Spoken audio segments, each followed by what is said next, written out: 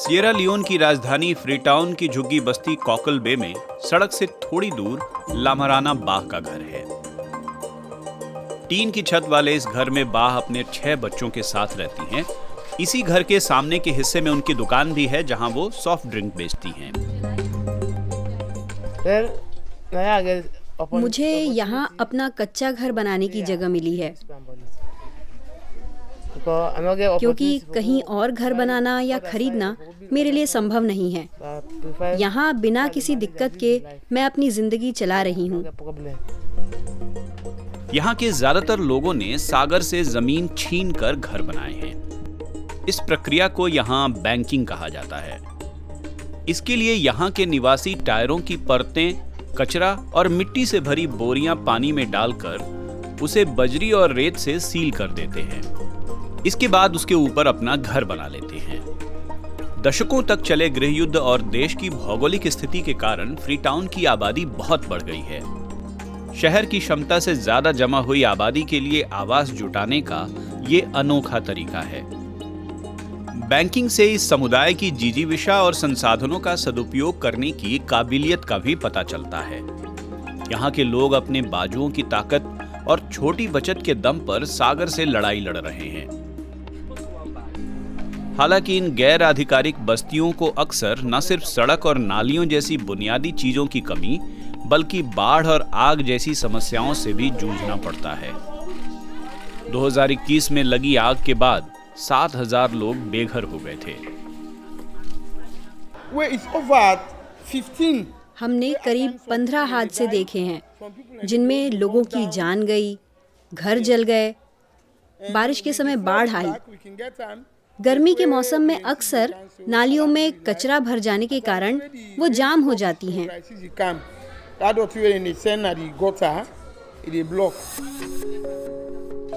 बा पहले अपने शहर में एक साधारण अपार्टमेंट में रहती थी। उनके पति की मौत के बाद उनके पास इतने पैसे नहीं थे कि घर का किराया दे सके। 2014 से 2018 के बीच उन्होंने करीब $350 खर्च करके कॉकल बे में अपना घर बना लिया। छोटी मोटी दिक्कतों के बीच रहते हुए अब उन्हें किराए की चिंता नहीं करनी पड़ती। बस्ती का विस्तार हो रहा है और अब उनके घर से सागर का पानी करीब 500 मीटर दूर है। फ्रीटाउन के करीब 15 लाख बाशिंदों में से 1/3 झुग्गियों में रहते हैं। 1991 से 2002 के बीच चले गृह युद्ध के दौरान शहर की आबादी काफी ज्यादा बढ़ गई।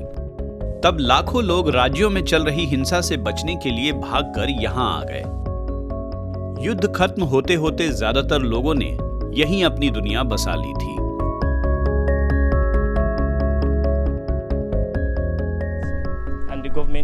यहाँ तक कि जंग के समय में भी मेरा मतलब है कि फ्रीटाउन को एक सुरक्षित जगह माना जाता था। वास्तव में ग्रामीण इलाकों से आने वाले ज्यादातर लोग फ्रीटाउन में आते हैं और समय के साथ ही यहाँ की आबादी बढ़ती गई। इसके साथ घरों की मांग भी बहुत ज्यादा बढ़ गई। इसका नतीजा ये हुआ कि लोग वास्तव में तटवर्ती बस्तियों में रहने लगे।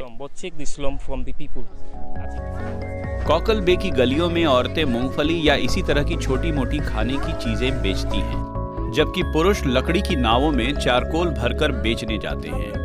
झुग्गी बस्ती में यहीं के लोग एक स्कूल भी चलाते हैं और यहाँ एक मस्जिद भी है। ये सब सागर से जबरन ली गई जमीन पर ही बने हैं। हालांकि यहाँ रहने वाले सारे लोग गरीब नहीं हैं। पुराने इलाकों में बड़े और पक्के मकान भी हैं। अब हम लोगों को झुग्गियों से निकालने की वकालत नहीं करते, क्योंकि वो अपनी झुग्गी नहीं छोड़ेंगे। इनमें से ज्यादातर की रोजी रोटी यहाँ से आती है। अगर आप उन्हें यहाँ से किसी दूसरी बस्ती में ले जाएंगे तो उन्हें बहुत दिक्कत होगी।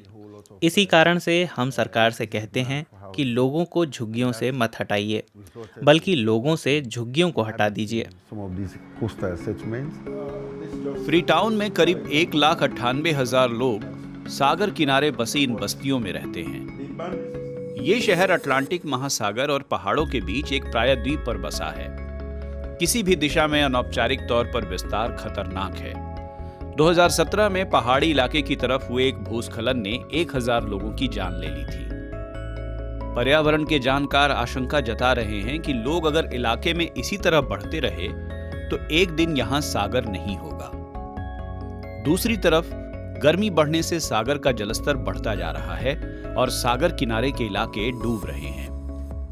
आशंका यही है कि जिस दिन सागर अपनी जमीन वापस लेगा, यहां भारी तबाही होगी।